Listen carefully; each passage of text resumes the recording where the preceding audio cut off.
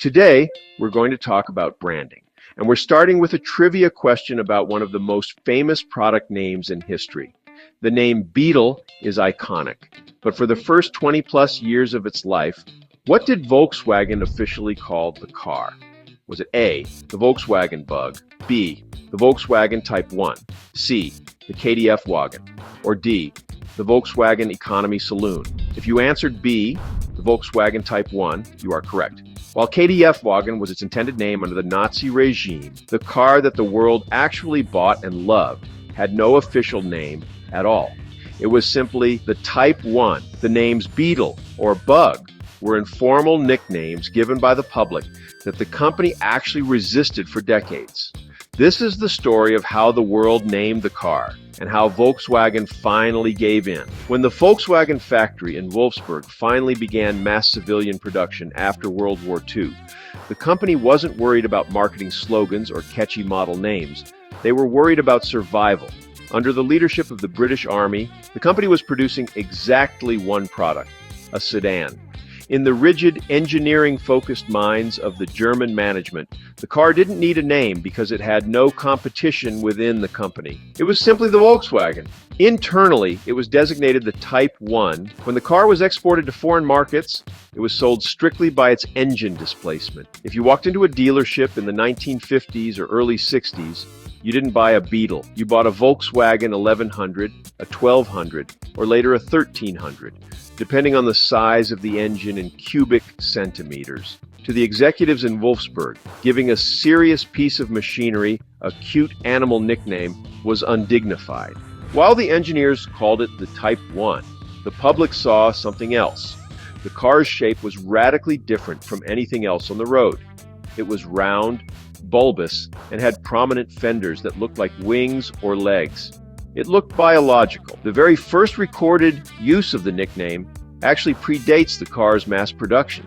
In July 1938, a correspondent for the New York Times visited the construction site of the factory in Germany. Describing the vision of the future, the reporter wrote that the roads would soon be filled with thousands and thousands of shiny little beetles. The name stuck because it was perfect. It wasn't just a description of the shape, it captured the character of the car. It scuttled along the road with a noisy, air-cooled chatter. It was small, numerous, and seemingly indestructible. In Germany, the public began calling it the Käfer. In France, it became the Coccinelle, or ladybug. In English-speaking countries, it became the Beetle or the Bug. The world had collectively decided what this car was, regardless of what was printed in the owner's manual.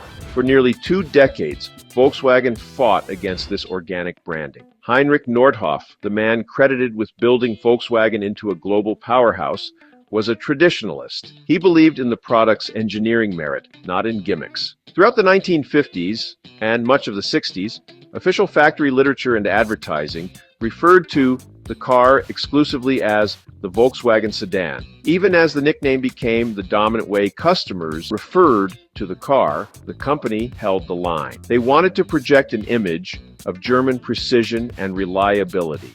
They feared that embracing a cute nickname would undermine the car's reputation as a serious, durable machine. The tide began to turn in the roughly 1960s, specifically in the United States. Volkswagen had hired the Doyle Dane Bernbach advertising agency to handle their American marketing.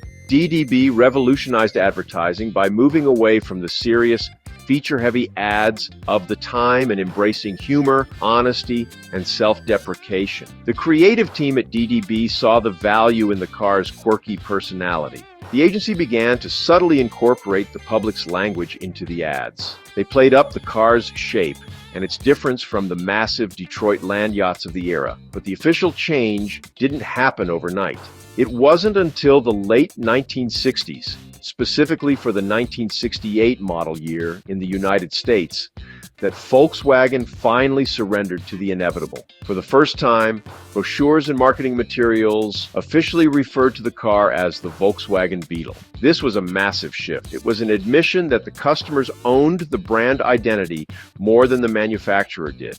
Volkswagen realized that the affection people felt for the Bug was a powerful sales tool, not a liability. Once the floodgates opened, The car's identity became a reflection of the culture it was sold in. Because the official name had been absent for so long, local populations had filled the void with their own terms of endearment. In Mexico, the car became the Vocho. In Brazil, it was the Fusca. In Indonesia, it was the Kodak, which means frog. In Bolivia, it was the Pita, or turtle. Every culture looked at that same shape and saw a friendly creature from their own environment. This phenomenon is unique in automotive history. No other car has inspired such a diverse and affectionate range of names across so many languages. It really speaks to the emotional connection drivers had with the car. It wasn't just a machine, it was a character. The story of the Beetle's name is a lesson in humility for big corporations. Volkswagen spent 20 years trying to tell the world that they were selling a Type 1 sedan or a 1200, but the world ignored them. By the time Volkswagen finally printed the word Beetle on a brochure in 1968, they were just confirming what everyone already knew. The car had transcended its engineering designation. It had become a living part of the culture. It was the car with no name that ended up with more names than any other vehicle in history.